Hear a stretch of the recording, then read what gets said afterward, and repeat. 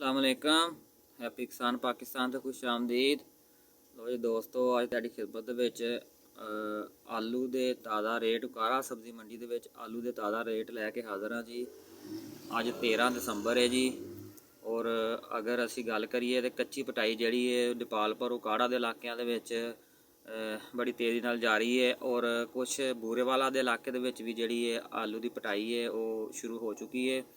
और अगर मैं गल करा सारे नाल पहला मैं गल करांगा पैदावार दी कि पैदावार इस दफ़ा किन्नी आ रही है। कुछ दोस्तों ने 50 तो 55 दिन दे आलू पुट लए सी और उन्हां दी पैदावार जिहड़ी वो तकरीबन 35 बोरी दी आई। और उस टाइम रेट उन्होंने 7000 तो 7500 रुपया जिहड़ा रेट सी वो वट लिया तकरीबन 55 दिन दे आलू पट के।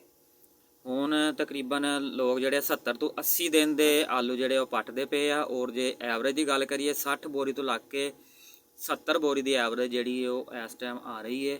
और बड़ी बेहतरीन ਐਵਰੇਜ है। जे ओवरऑल गल करिए आलू की फसल ਜਿਹੜੀ ਉਹ बहुत बेहतरीन जा रही है। तो रेटां की गल करिए रेट ਜਿਹੜੇ ਆ ਉਹ दिन ब दिन नीचे आ रहे आ। ਅੱਜ ਜਿਹੜਾ ਉਕਾੜਾ सब्जी मंडी ਦੇ ਵਿੱਚ तकरीबन 22000 बोरी ਦੀ आमद हुई है जी।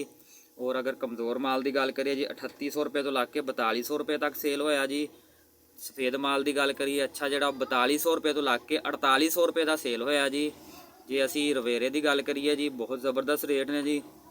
4500 रुपये तो लग के 5300 रुपये तक अज का रेट है जी। और अगर सुरख माल की गल करिए जो हल्का माल है वो 4000 रुपये तो लग के 4300 रुपये तक सेल होया। और अगर असी चंगे माल की गल करिए 4500 रुपये तो लग के 5300 रुपये तक सेल होया है। इस तो इलावा जे असी गोली की गल करिए 1500 रुपये तो लग के 1900 रुपया रेट है जी। और बीज की गल करिए जी 2000 रुपये तो लग के 2300 रुपया रेट सी जी अज का उकाड़ा सब्जी मंडी के विच। तो जी दोस्तों ये आलू के हवाले नाल एक छोटी जी वीडियो सी। अगर अच्छी लगे उन्होंने लाइक कर दिओ, दोस्तों को शेयर कर दिओ।